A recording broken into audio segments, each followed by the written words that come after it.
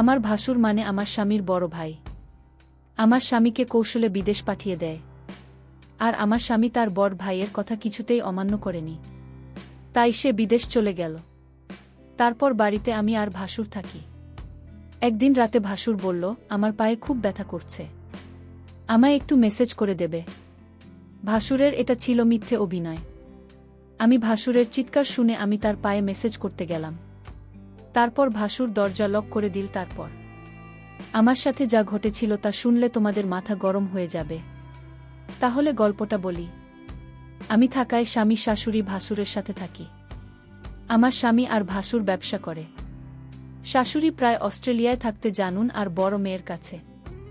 এখন মূল সমস্যাটা বলি। আমার স্বামী আমাকে নিজে পছন্দ করে বিয়ে করতে চেয়েছিল, কিন্তু আমাদের পরিবারের সাথে তাদের আর্থিক অবস্থা মেলে না। আমরা মধ্যবিত্ত, তারা ধনী বলে কেউ রাজি ছিল না। তখন আমার ভাসুর সবাইকে রাজি করান। তবে আমার প্রতি তার অনুরোধ ছিল যে উনার বাচ্চাকে আমি দেখাশোনা করি। ভাসুরের একজন মালয়েশিয়ান ভুল ছিল। সে 1 বছরের বাচ্চাকে রেখে ডিভোর্স করে চলে যায়। বাচ্চাকে তাকে আমি দেখাশোনা করি। বাচ্চাটার বয়স 2 বছর। এখন যাই হোক, মূল ঘটনায় আসি। এখন একদিন দুপুরে বাসায় আমি আর বাচ্চাকে ছিলাম। বাচ্চাকে বিছানায় শুয়ে আমি বাথরুমে গোসল করতে যাই। বাচ্চাকে যেহেতু রুমে একা, তাই ওকে দেখে রাখার জন্য বাথরুমের দরজা খোলা রাখেন। ভাসুর তখন বাইরে আর শাশুড়ি অস্ট্রেলিয়ায়। বরের কাছে বাসার চাবি থাকে।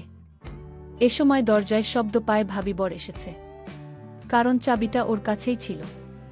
কিন্তু ভাসুরকে দেখে হঠাৎ আমার রুমে ঢুকে পড়তে। বাচ্চাকে তখন কিছুটা কাঁদছিল, তাই মনে হয় বাচ্চার শব্দ এসেছে। এসে ঘনীভূত রুমে ঢুকে পড়ে। আমি অবাক হয়ে গেলাম। কেউ না বলে হঠাৎ এভাবে বাথরুমে ঢুকে পড়ে। আমি তাকে কিছুই বলতে পারিনি। ভাসুর তখন বলেছিল, সরি, আমি জানি না তুমি বাথরুমে ছিলে। এদিনের ঘটনার পর থেকেই ভাসুরের চোখে আমি একটা অন্যরকম দৃষ্টি দেখি। দৃষ্টিটা জানি কেমন, আমার মোটেও ভালো লাগে না। মনে হয় উনি আমার দিকে তাকিয়ে অনেক কিছু ভাবছেন। আমাকে উনি নাম ধরে ডাকতেন, কিন্তু এখন ডাকার ধরনটাও কেমন যেন হয়ে গেছে।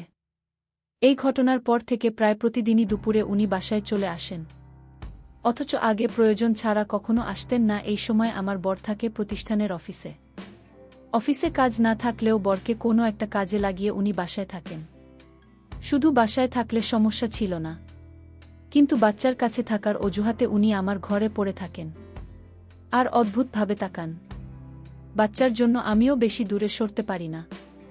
বাচ্চাটা কিছুক্ষণ পর পর আমাকে ডাকে। এ অবস্থা প্রায় 2-2.5 মাস ধরে চলছে।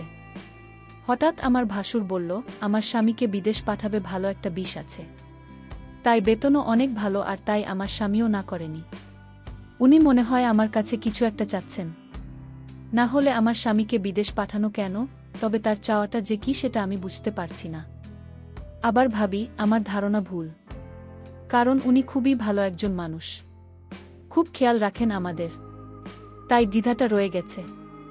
আমি কি করলে ওনার সাথে সম্পর্কটা আবার আগের মতো হবে? তাছাড়া আমি ওনার মনে কি আছে সেটা কিভাবে বুঝতে পারব? আমার বরকে কি ঘটনা জানাবো নাকি অপেক্ষা করব আরও? আমি ভাবলাম না, বরকে এখন কিছু জানানোর দরকার নেই। আমি আরও কনফার্ম হয়ে তারপর জানানো উচিত আমি মনে করি। বাসুর আমার দিকে অন্যরকম দৃষ্টিতে চেয়ে থাকত। আমি মাঝে মাঝে বলে উঠতাম, আপনি এভাবে কি দেখেন আমার দিকে তাকিয়ে? তখন উনি বলতো, আসলে কি বলবো, আমি খুব কষ্টে আছি। আমার কষ্টটা যদি তোমার কাছে বলি তুমি হয়তো কি মনে করো তা আমি জানি না, তবে তুমি আমার বাচ্চাটাকে নিজের মনে করে লালন পালন করছো, এতে আমি অনেক খুশি। সত্যিকার অর্থে তুমি একজন ভালো ঘরের মেয়ে, কারণ এখনকার যুগের মেয়েরা তার নিজের সন্তানের প্রতি এতটা কেয়ার করে না যতটা তুমি আমার বাচ্চাটাকে করছো। আমি তোমার এই ঋণ কোনোদিন শোধ করতে পারবো না। আমার বাচ্চাটা মায়ের অভাব তা তুমি পূরণ করছো, এর চেয়ে বেশি কি হতে পারে? আসলে বিদেশি মেয়েরা তার সন্তানের প্রতি ভালোবাসা কম থাকে, তবে সবাই সমান না। বাঙালি নারীরা তার সন্তানের দিকে তাকিয়ে সারাটা জীবন কাটিয়ে দিতে পারে। বাঙালি নারীর কোনো তুলনা হয় না। তবে আমার ছোট ভাইয়ের বুক করে তোমাকে আনতে পেরে আমি নিজেকে ধন্য মনে করছি। আমার ভাসুর আমার এসব প্রশংসা করছিল। আমি তার প্রশংসা শুনে অনেকটা থমকে গেলাম। বাবারে, এত প্রশংসা! যাই হোক, ভাসুরকে একদিন দেখলাম খাওয়া দাওয়া ছেড়ে মনমরা হয়ে ঘরে শুয়ে আছে। এই বাড়িতে ভাসুরকে আমি দেখাশোনা ছাড়া আর কেউ নাই। দেখলাম ভাসুর আজ সারাদিন কিছু খায়নি। আমি ভাসুরকে বললাম, আপনার কি শরীর খারাপ? ভাসুর বলল, আমার মাথায় প্রচণ্ড ব্যথা করছে। সকাল থেকে কি করব বুঝতেছি না। আমি ভাসুরকে বললাম, আমি কি মাথায় একটু মেসেজ করে দিব? মেসেজ করে দিলে হয়তো ব্যথাটা কিছুটা কমে যাবে। ভাসুর আমার মেসেজের কথা শুনে অনেকটা খুশি হল। সে চেয়েছিল তার মাথায় মেসেজ করে দিই। আমি ভাসুরের মাথায় মেসেজ করছিলাম, এমন সময় সে বলল, দেখো, তুমি মেসেজ শুরু করতেই আমার ব্যথাটা অনেকটা কমে গেছে। তোমার হাতে কি জাদু আছে নাকি? আমি তার কথা শুনে কিছুটা অবাক হলাম। আমি বললাম, মেসেজ করে দিলে এমনই ব্যথা কমে যায়। এখানে হাতের জাদু বলতে কিছু নেই। মেসেজ করলে ব্যথা কমে যাবে, এটাই স্বাভাবিক। ঠিক আছে, তোমাকে অনেক ধন্যবাদ মেসেজ করে দেওয়ার জন্য। আমার মাথাব্যথা কমে গেছে।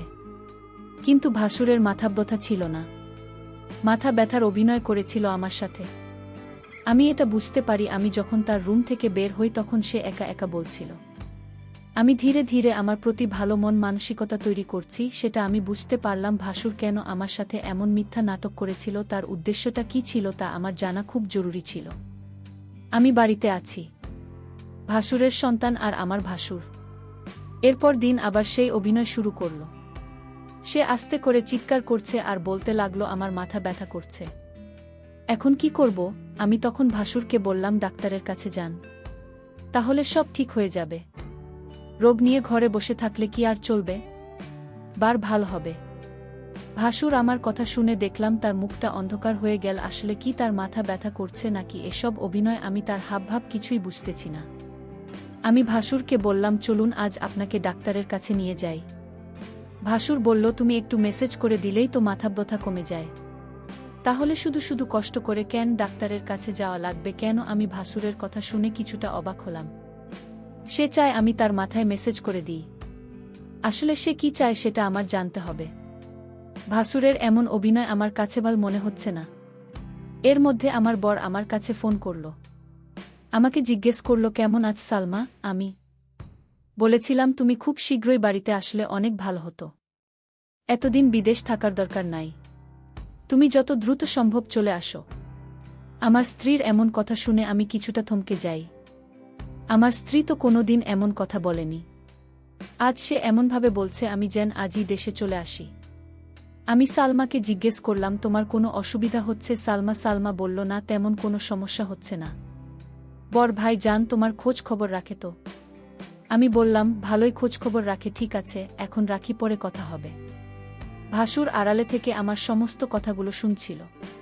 কথা শেষ হতেই ভাসুর চলে গেল তার রুমে। রাত হল। ভাসুর আমায় ডাকছে, বলছে, সালমা, আজ আমার পায়ে অনেক ব্যথা করছে। বুঝলাম না আমার কি হয়েছে।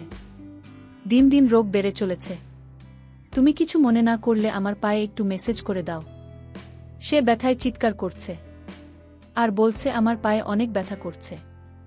আমি ভাসুরের চিৎকার শুনে তার পায়ে মেসেজ করতে শুরু করলাম।